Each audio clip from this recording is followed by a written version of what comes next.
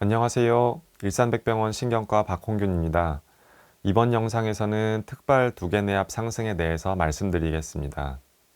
특발 두개내압 상승에 대해 알아보기 전에 두개내 압력이 상승하는 원인에 대해 알아야 합니다. 머리뼈라는 한정된 공간이 있고 그 안에 뇌, 뇌척수액, 혈액 등 정상 구조물들이 존재합니다. 이 구조물들 간의 밸런스가 깨지게 되면 두개내 압력은 상승할 수도 있고 하강할 수도 있습니다. 압력을 높이는 원인 중 대표적인 것들은 이 한정된 공간 안에 뇌출혈, 뇌경색, 뇌종양과 같은 새로운 무언가가 생기는 것입니다. 그 외에 혈관염, 그리고 뇌염, 뇌막염, 농양 같은 감염이 생기는 경우에도 압력이 높아질 수 있습니다.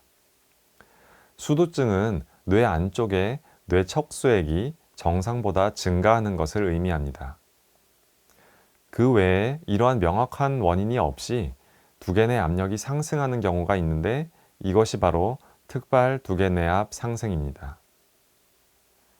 특발 두개내압 상승은 연간 10만 명 중에 1명에서 발생할 정도로 매우 드뭅니다.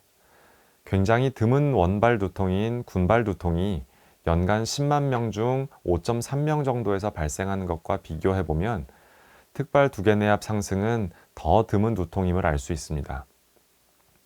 평균 30세 전후의 여성, 특히 가임기, 과체중인 여성에서 발생할 위험이 더 높습니다. 거의 모든 특발 두개내압 상승 환자에서 두통이 있습니다.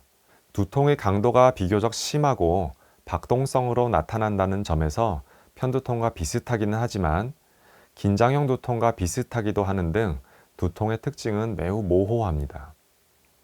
두통 외에 눈 증상이 동반되기도 하는데 30초 미만으로 사물이 선명하지 않다가 회복되는 것이 반복되는 일과성 시야 흐림, 흔하지는 않지만 매우 위험할 수 있는 시력 소실, 그리고 두 눈으로 볼 때 사물이 좌우로 두 개로 보이는 복시가 발생할 수 있습니다. 또한 박동성 이명이 한쪽에서 더 크게 들리기도 하며 한쪽 경정맥을 누르거나 목을 한쪽으로 돌리면 사라지기도 합니다.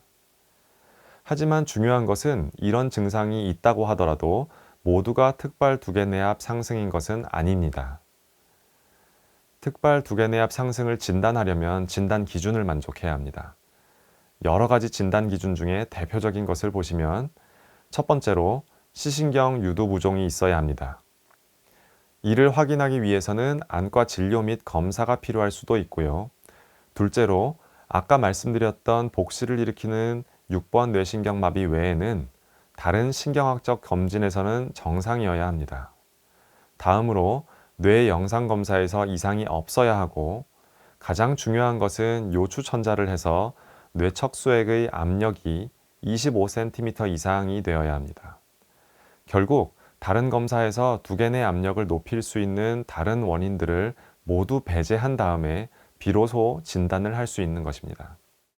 드물긴 하지만 약 때문에 특발 두개내압 상승이 생길 수도 있습니다.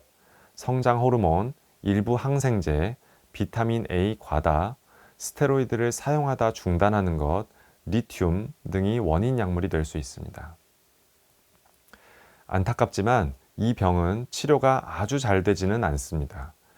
두통 빈도와 강도 감소를 목적으로 약물 치료를 하기도 합니다. 이런 내과적인 치료에도 효과가 좋지 않은 경우에는 요추천자를 반복해서 뇌척수액을 빼주기도 하고 시력 소실이 급격하게 진행되는 경우에는 스테로이드 치료나 시신경 감압술과 같은 수술적인 치료를 하기도 합니다. 이상입니다. 비슷한 증상이 있으시거나 두통으로 고생하시는 분들께서는 가까운 두통 전문가에게 진료를 받아보시기 바랍니다. 감사합니다.